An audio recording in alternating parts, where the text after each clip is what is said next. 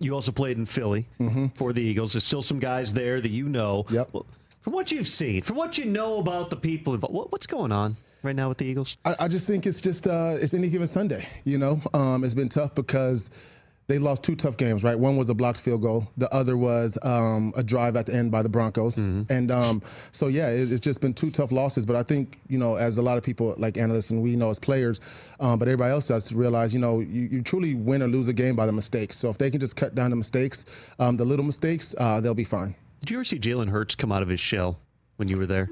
Not really, man. He was just a quiet young kid, rookie when I came there. When he came in, just quiet, doing his thing, waiting for his turn.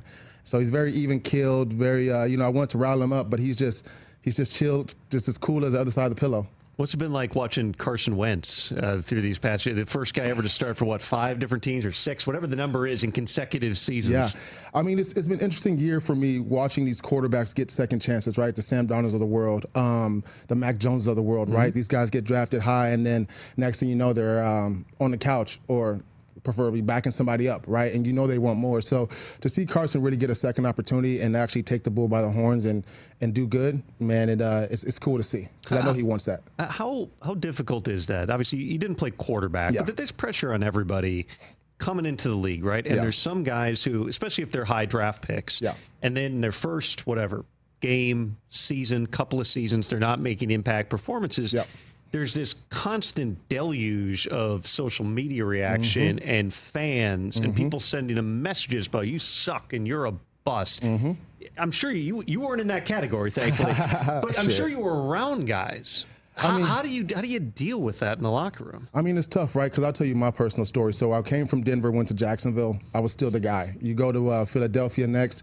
You become a guy. Why they have Fletcher Cox, Brandon Graham, right? They have their draft picks. So now you're seeing myself like, okay, this is interesting when you're a backup, right? Then you have Javon come in, Hargrave come in, right? And so now coach is like, hey, tell him he's starting. And I'm like, what the hell? So it's one of those things that, it takes a lot out of you, but you just learn to be a team player. You understand your role, you understand what you have to do, and you make the best out of your opportunities when you get out there. So, and then I go to Cleveland, and I'm still the guy, but the body was breaking down, and the play wasn't where it's meant to be. So that's when I was like, you know what, I'm done. You mentioned Jacksonville in there, and I was thinking about this morning because you were there when there was chaos. So it was in 2016, right? They fired Nathaniel Hackett as the offensive coordinator pretty early in the season. Gus Bradley gets fired late in the season. Yesterday we had the first head coach firing in the NFL this season with the Titans firing Brian Callahan 6 games in. Does it make a difference in the locker room? What is the ripple effects? You hear that news, and is anything changeable once the train has left the station in the season? Not really. That's why I don't understand the whole midseason firings, right? They treat it like soccer, where you just get rid of these guys, bring a new manager in. But it really doesn't change anything in the locker room because at the end of the day, we still have to do what we have to do.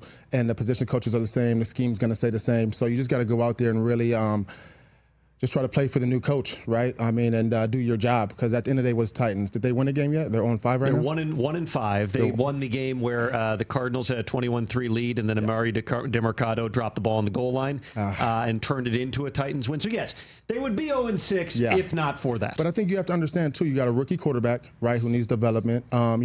We came from the days when an Aaron Rodgers was sitting behind a Brett Favre for a few years, right? And so gone are those days where quarterbacks sit to watch, sit, and understand what the speed of the game looks like and learn from somebody that's a Hall of Famer. So, I think they should have gave Coach Callahan some more time, but it's the NFL, man, and some heads roll. Hey, you made it all the way to the end. Thanks for that. Check us out every single day streaming live on Disney Plus and the ESPN app 12 to 3 Eastern.